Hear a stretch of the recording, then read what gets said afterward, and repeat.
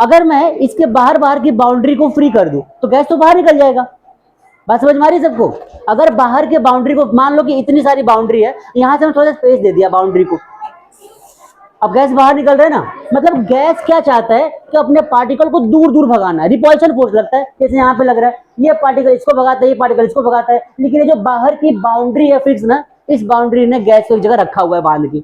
जैसे boundary fix किया, छोड़ा बाउंड्री, क्या हो जाएगा, गैस के पार्टिकल बाहर निकल जाएंगे। इसका मतलब क्या हो गया कि गैस को जिस कंटेनर में रखोगे ये उसका शेप तो ले लेगा और उसका वॉल्यूम भी फिक्स नहीं रहेगा। आप गैस को सोचो कि आधे घंटे के लिए रख दूं मैं कंटे बाल्टी में, तब तक बाउंड्री फिक्स नहीं होता है, और बाउंड्री फिक्स ना होने की वजह से इसका शेप फिक्स नहीं होता है, और जिस कंटेनर में हमने इसको रखा ये उसी कंटेनर का शेप ऑक्यूपाई कर लेगा।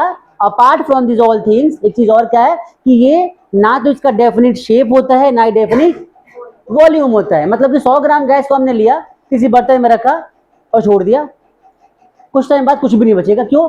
वॉल्यूम तो डेफिनेट है ही नहीं, जहां छोड़ोगे वहीं से गायब हो जाएगा। कहां चला जाएगा? एनवायरमेंट में।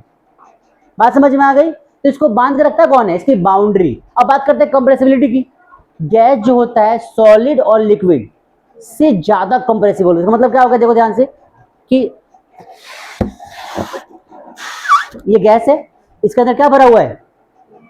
क्या भरा है इसके अंदर?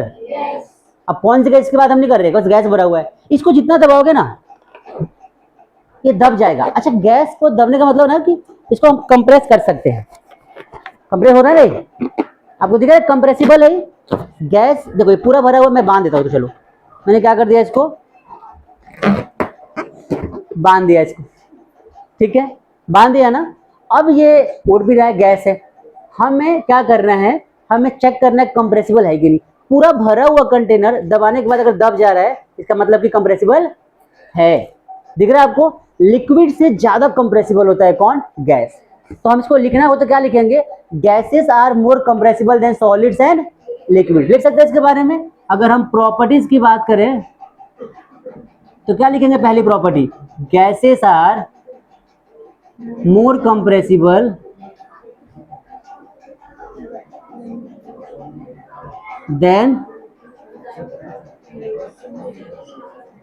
गैसेस एंड, आई बात समझ में? बात समझ में आ गई सबको? Gases are more compressible than solids and. अब एक चीज और देखो दूसरी प्रॉपर्टीज के बारे में, they can flow, so they are also called as fluids. They are called as also called as fluid because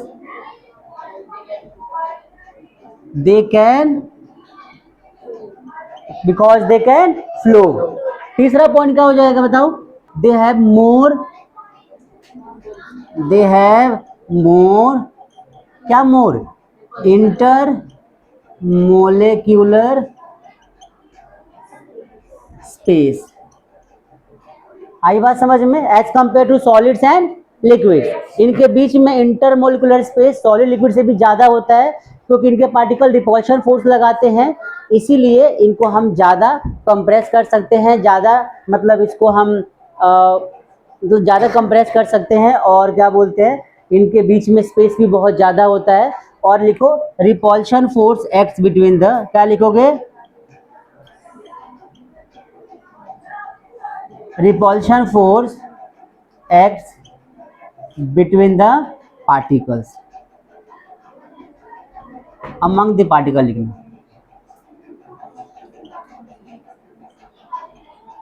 among the particles। आई बात समझ में? ये इसकी प्रॉपर्टी हो गई।